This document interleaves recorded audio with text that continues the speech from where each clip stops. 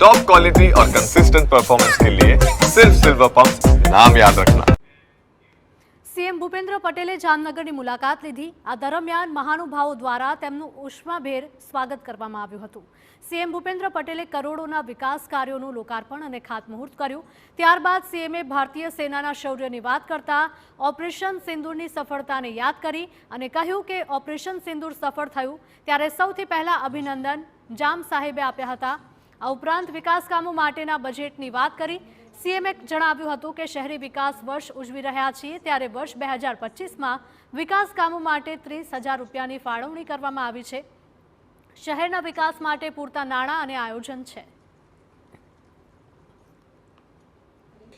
આ ઓપરેશનની સફળતા માટે મોદી સાહેબ અને સેનાના સૌથી પહેલા પત્ર લખીને અભિનંદન પણ આ નગરના રાજવી જામ સાહેબે આપ્યો હતો। વડાપ્રધાન શ્રી મોદી સાહેબ દેશની સુરક્ષાની સાથે વિકાસની રાજનીતિથી નવા ભારતનું નિર્માણ કરી રહ્યા છે।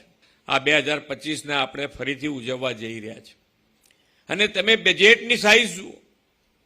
બજેટની સાઈઝ પણ અત્યારે 30,000 કરોડ રૂપિયા શહેરી વિકાસ વર્ષ તરીકે આ વખતે બજેટમાં આપણે લીધા છે।